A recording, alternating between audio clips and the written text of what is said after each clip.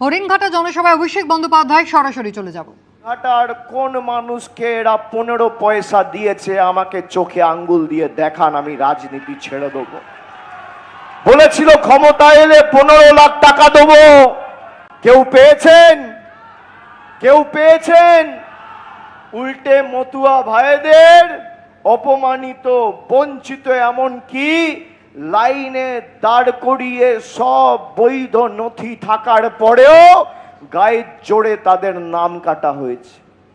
বলা হয়েছিল 31শে ডিসেম্বর 2024-এর মধ্যে যারা বাংলা এসছে সবাইকে নিঃশর্ত নাগরিকত্ব দেওয়া হবে। তারপর দেখা গেল বছরের পর বছর, কেউ 100 বছর, কেউ 200 বছর ধরে, কেউ 60 বছর, কেউ 70 বছর ধরে এই মাটিতে রয়েছে। গায়ের জোরে নরেন্দ্র মোদী আর অসীম সরকার আর শান্তনু ঠাকুরের সরকার এই মতুয়া ভাইদের নাম কেটেছে। তৃণমূল কংগ্রেস আপনাদের পাশে দাঁড়িয়েছে, যাদের নাম লজিক্যাল ডিসক্রিপেন্সিতে ক্লিয়ার হয়েছে। মমতা ব্যানার্জি যদি সুপ্রিম কোর্ট না যেত, আপনাদের সবার নাম কেটে ডিটেনশন ক্যাম্পে অসীম সরকারের পার্টি আর শান্তনু ঠাকুরের পার্টি পাঠাতো। যাদের নাম কাটা গেছে, আপনাদের জন্য সর্বতোভাবে তৃণমূল কংগ্রেস লড়াই করবে, আমি কথা দিয়ে গেলাম। কিন্তু কোনো সম্পর্ক একতরফা হয় না। হরিণঘাটা, এদিকে রানাঘাট, ওদিকে বনগা, কল্যাণী, 2019, 21, 24 আপনারা বিজেপিকে সুযোগ দিয়েছেন। যারা ডবল ইঞ্জিনের কথা বলে, এখানের বিধায়কও বিজেপি, এমপিও বিজেপি। ডবল ইঞ্জিনের স্বাদ কেমন লাগছে? ভালো লাগছে? কিছু পেয়েছেন? পাননি।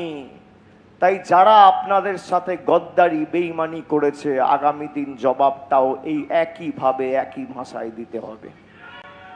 বিজেপির লোকেরা বাড়িতে প্রচার করতে গেলে বলবেন পদ্ম ফুলেই ভোটটা দেবো।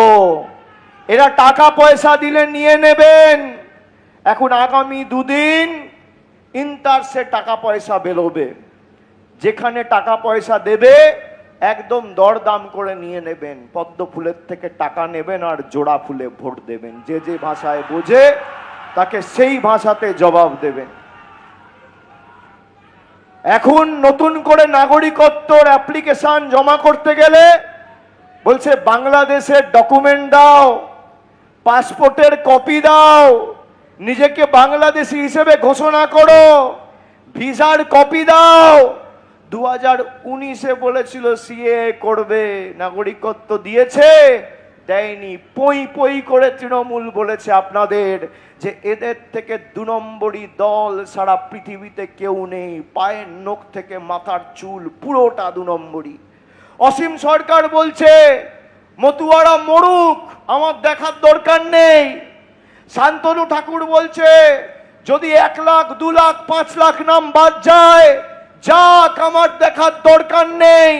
আর যেই মতুয়া ভাইয়েরা শান্তনু ঠাকুর আর অসীম সরকারকে ভোট দিয়ে এক বুক আশা, আকাঙ্ক্ষা, স্বপ্ন নিয়ে নির্বাচিত করেছিলেন, এসআইআর এর ইনিউমারেশন ফর্ম থেকে হিয়ারিং ভেন্যুতে বাংলার বুথ রক্ষা শিবির, ভোট রক্ষা শিবির করে সাহায্য সহযোগিতার হাত বাড়িয়ে দিয়েছে তৃণমূল কংগ্রেস। এটাই বিজেপি আর তৃণমূলের মধ্যে পার্থক্য।